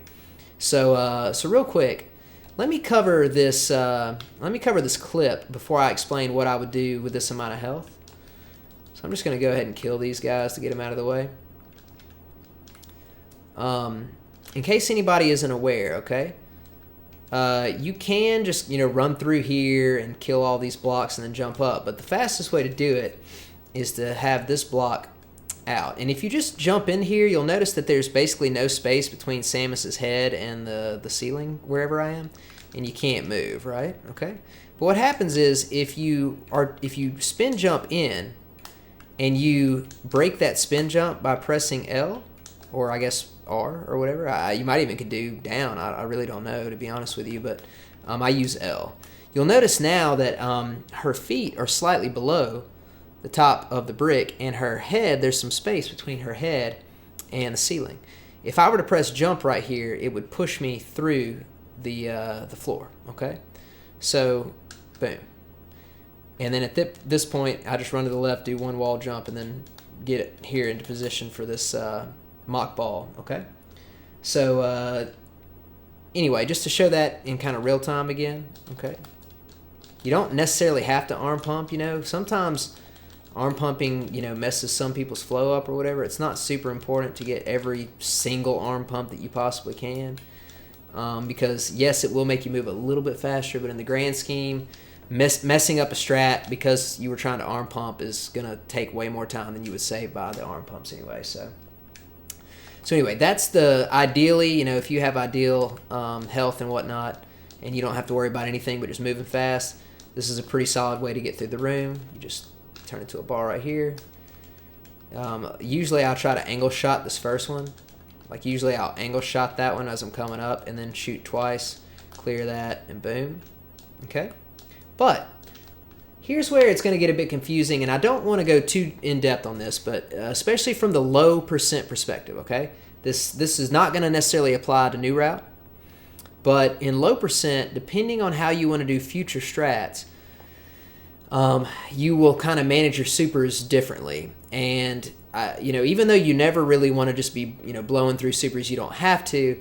It is possible for you to refill relatively quickly later before more important segments. So it's actually okay to trade some supers for some health and stuff like that. I won't get too into the technicals of it, but basically if I were in this position with only 99 health and I want to try to get to 200 before I have to go through the spiky room, I will kill that guy with a super.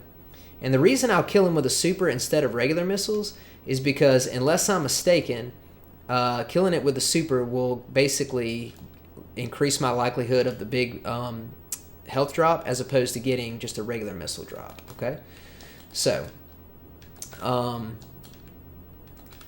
anyway, you can come through here. You can have your super missile equipped. You can stop just for a moment to kill this one guy, and then you can continue on your way. And I'm going to save state it up here as I enter this room. Okay. So at this point, I would have power bombs selected. And what I want to do first is just kind of show you how to get through the room. Basically, I shoot, start running, and then I jump like that. You see how I have momentum even if I let go of the controller? What you don't want to do is run into that wall, and when you let go, your momentum is just vertical, right? So you want to make sure that you still have horizontal momentum going through this door. Okay? So I've got my horizontal momentum, and I'm going to save state this. Okay, so at this point, I just release all buttons and then press jump and do the mock ball to get under this guy, right? Okay, I'm going to do that, and you got to hit this guy right here with a missile, okay?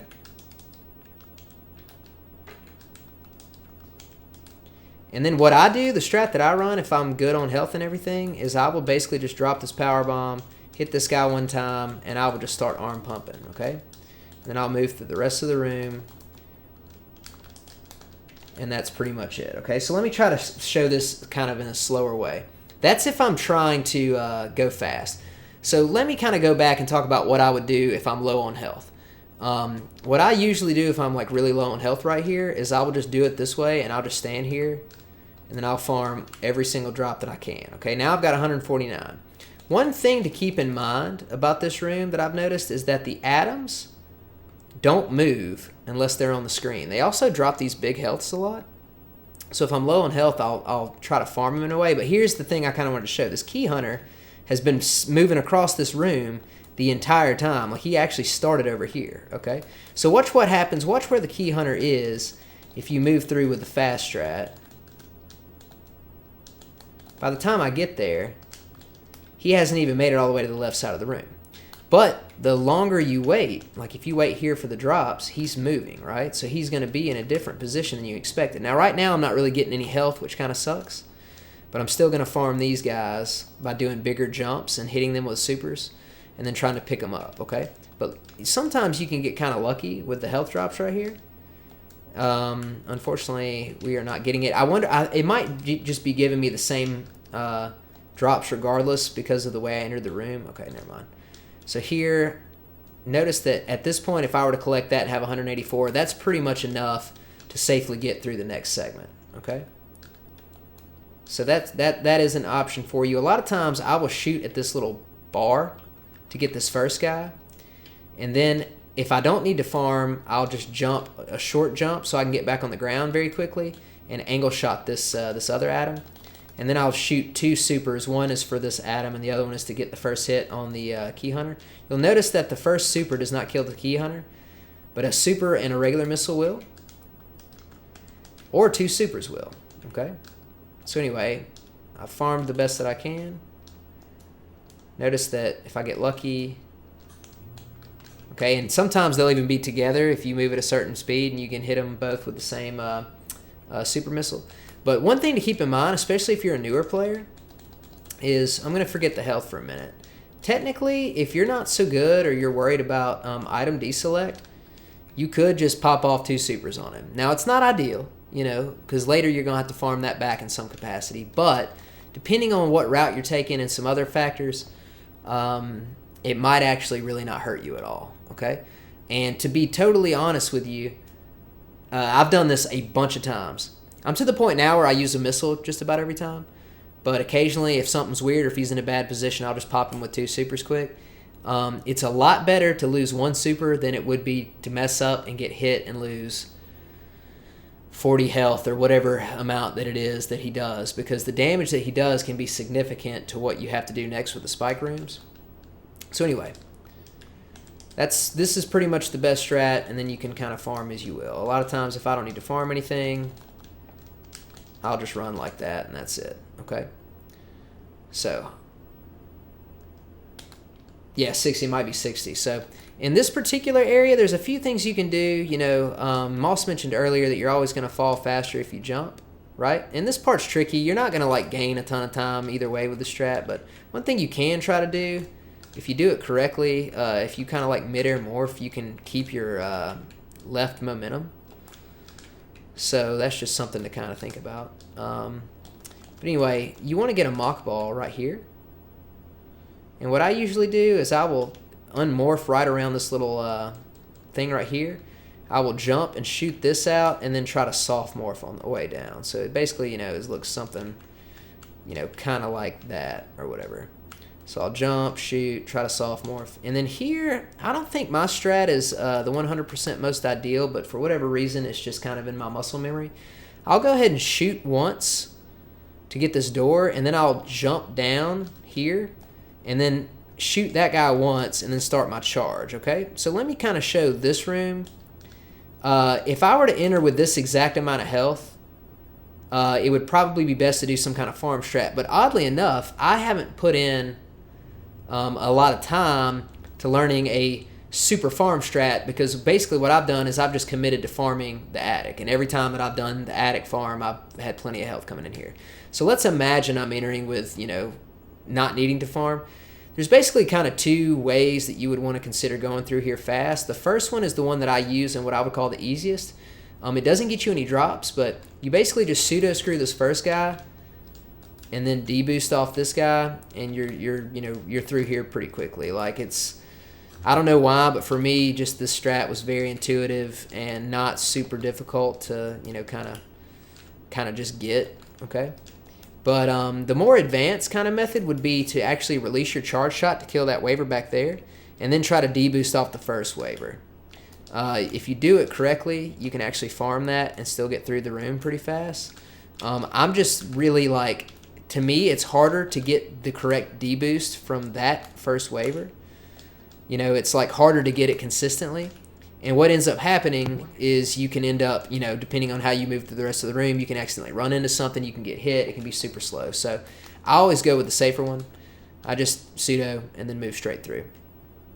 You definitely want to watch out for those what I call them pancakes, which are the guys that jump straight up and then sort of leaf flutter their way down. They do a ton of damage. And that's exactly what I meant. Like, if you get hit by one of those, you have really screwed yourself. I think that 60. I don't even remember what is with just power suit. What is? I think it's 60. Let's find out. No, it's 80. 80 damage. 80. Yeah.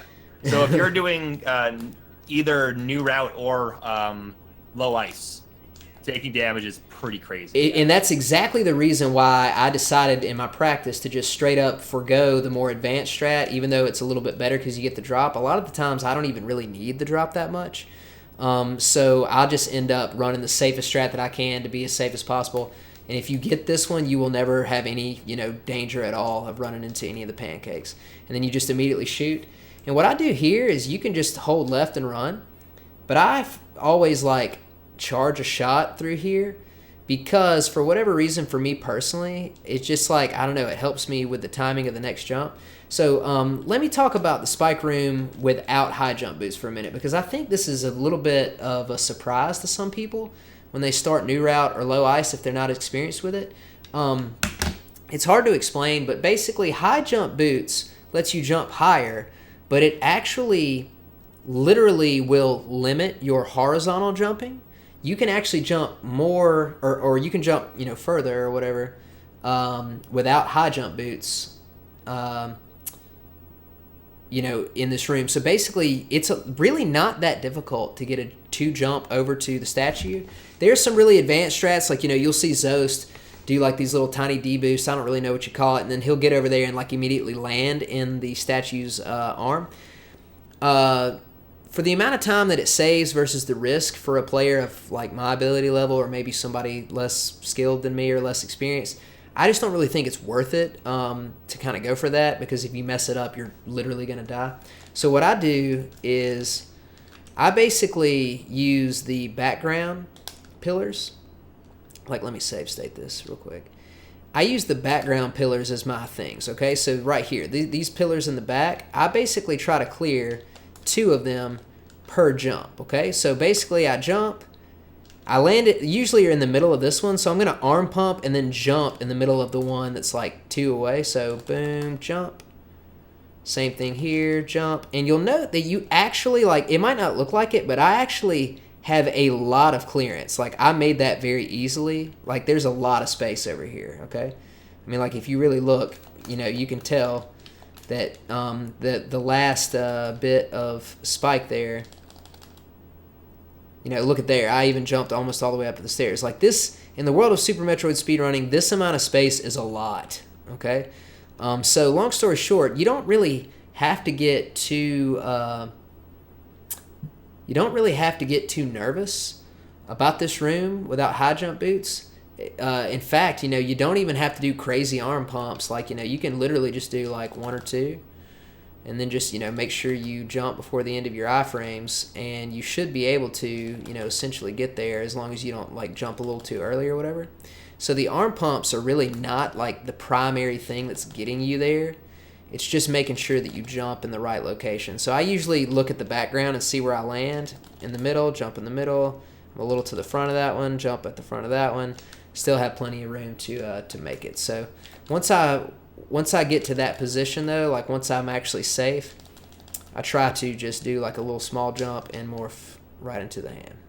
So yeah, there you go. Those are some general things to keep in mind for low percent or new route.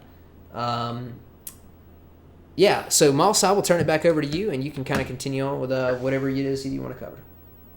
Great. Yeah, it looks, my internet's acting up kind of weirdly, so hopefully everything looks okay. Just let me know what if it looks choppy or anything like that, but we'll see how it goes. So we got out of, let's talk a little bit about the end for Hundo. But there's a few items you have to get on the way. Probably the one that a lot of people have a lot of trouble with if they're going for the riskiest strat is to try to get the item up here. It's the safest way to do it is just get a short charge, jump onto this, and angle shoot your way up. Angle shine spark. Takes a little bit of time to it's a little slower than the other strat, but the strat that I use looks sort of like this, where you just get full run speed and then you try to turn around and get up to that item. It's very hard to get the timing on the item, though. So what I actually have started to use is I use an audio cue.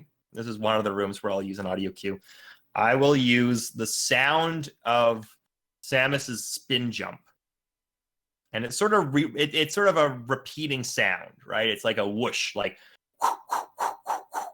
So I wait until the third whoosh sound, and on the third whoosh sound, I push right after the jump. So I'm going to get full run speed from here. I'm going to run all the way to here and do a whole jump. And when I hear the third whoosh, I'm going to push right. And that should get me just in the right position. Oops, let's reset that. So I'll just run from here. Yeah, so just on the third whoosh is what I use as my reference. If you're on emulator, it might be a little bit of a different. That's a very easy way of getting used to knowing the timing for that, and it works pretty much every time. The item coming up after this, let's do it one more time. And oh, it is looking choppy, huh? Okay, I don't really know what's going on with the internet right now. Anyways, let's do it one more time. That's not right. So you want to make sure you jump right at the top of this little ledge here.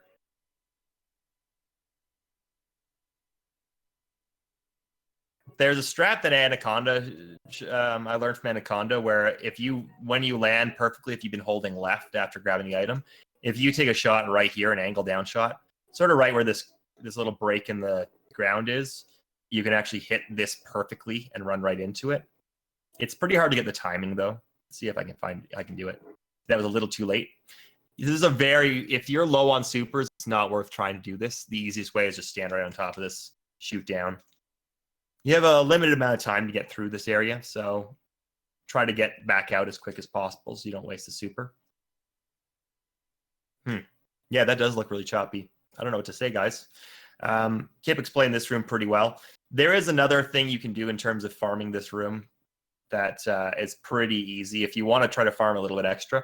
Same start. You run through with a charge, and you just pseudo screw the first guy. It puts you right here.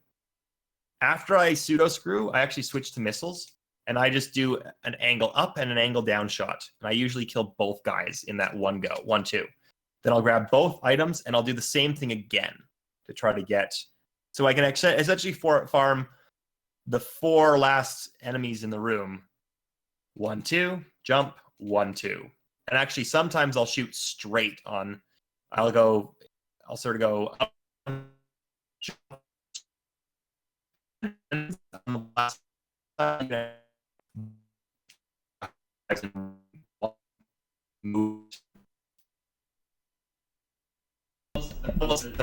like they kind of converge at the exact same spot, so you can kind of get that to happen, but it's a relatively easy way to farm through this area. Okay, looks like Moss, you completely cut out there for a good, 10, 12, 15 seconds or so. Are you kind of backstage? I think my internet's just acting up, so you should just finish off the rest of it, and I'll stay on the line and I can talk. Okay, cool.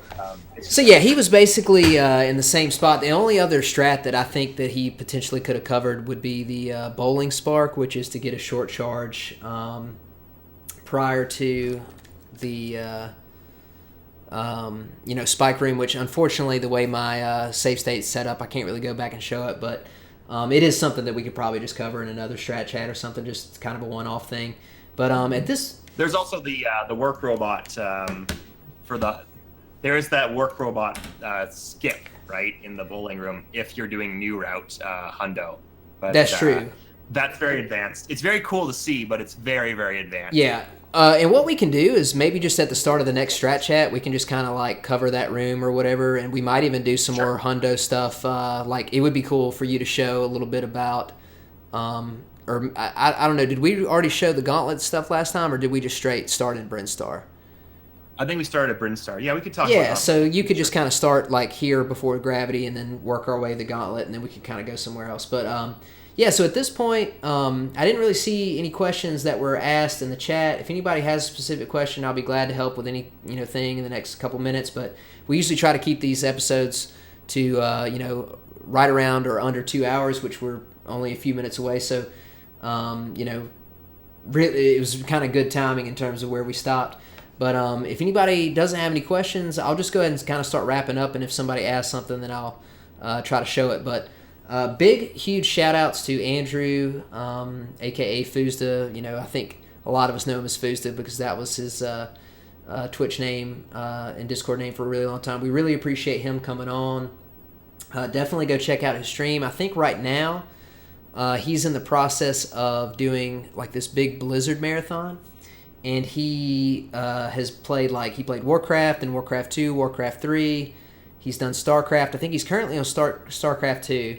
He's going to play through all the Diablos. And I'm not sure what all games he's going to play. I don't think he's going to play every single Blizzard game ever made because there's just so many. He'd have to play, Lost Vikings, Rock and Roll Racing maybe a little bit. I don't know if they were... I think they were involved in that, Blackthorn or something. I don't remember what the names of the games are, but... He's doing a really cool playthrough. It's a lot of fun. So if you're a retro gamer, you probably will have a lot of fun watching him play through that. And Moss, you just finished up with your hundo grind and got a 118, as we talked about at the beginning. What's the next kind of big thing on your radar for Super Metroid? Well, I kind of think I'm gonna get back into think. I've said this before, but what happens is I have like a goal that I set for, and then once I hit that goal, I usually just move on to the next category. And with any percent, I mean, I switched into doing new route with the intent of doing new route and getting a 44, and that happened actually very quickly because I mean I had to learn all of new route. It took a while, but I got the 44 quickly, and then it kind of like it was maybe not the best thing for me to move on because I was like right at the height of my playing of that category. Yeah. I kind of got like a 44.50, and I was like, okay, let's move on. But I think the getting a 118 kind of inspired me. I want to try to. I'm going to push for a 40. Okay, sweet. I think I have it. I need to do it. So that's the plan, I think. Sounds good, man. Well, I look forward to watching you do that, man. I'm sure you'll get there soon. So, in terms of me, I'm going to actually haven't played hardly any Super Metroid in the last 10 days. In fact, today was the first time that I had done any kind of significant playing in quite some time. But oddly enough, I ran a low ice earlier today. That was 3 seconds slower than my PB. So I'm gonna continue to run low ice and kind of get back into my practice regimen. And I don't know if I can get to a 52. I think it's possible, although it would take a lot more grinding and a lot more attempts. I'm not going to say it's my goal necessarily. Like, I'm not going to do it until I get a 52. But I am going to continue to play for at least a few more weeks and just see, if I can get a run that can beat my current PB. But I'm looking forward to actually moving to new route very soon as well, just because I haven't practiced any percent in literally like, I think it's 6 months now or something. Yeah. So oddly enough, my any percent is like the thing that's gotten the least attention in a long time. So I'm going to move to that too. And my initial goal is to eventually get to a 44 as well. So I know it'll be a lot of work, but I think I can eventually get there. For sure you can. But anyway, guys, we're gonna cut it there. Thank you so much for tuning in. We really appreciate it. The next Strat Chat will be about 10, 11 days from now. It'll be we're gonna have it back on the Thursday. I couldn't do it on Thursday night this week, but we're gonna be back not this coming Thursday, but the next. And our special guest is gonna be Mr. Topsy Turv, the series master himself. Is going to come on and not only talk to us a little bit about series, but obviously his other accomplishments in the game, which are many. And he actually has been playing the game in the grand scheme for not very long. I think he started almost exactly the same time I did. So, and he's got a 45 any percent all route and a 119 hundo. So he's a very skilled player. Has done a lot of things in a short time. So we're looking forward to having him on. And Moss, anything else you want to say to close? Not really. I mean, it was always a great episode. Sorry that my internet was acting all flaky tonight, everybody, but hopefully things will be back to normal next time. Very excited about having Topsy coming on because, I hang out in Topsy's channel a lot. He's a very charismatic person and works very hard for his PBs, so there's a lot to talk about. No doubt. So, all right, ladies and gentlemen, well, thank y'all so much. What I'm going to do is I'm going to play the outro to Strat Chat, and then I'm actually going to cut stream for just a minute, and then I'm going to come back and stream maybe one low percent ice run, but I'm going to stop my stream and then start it back again in a few minutes. So Moss, thanks again, man. Appreciate it as always. Appreciate the hard work you put into prepping these strats and stuff for everybody, and we'll see you next time. Bye, guys.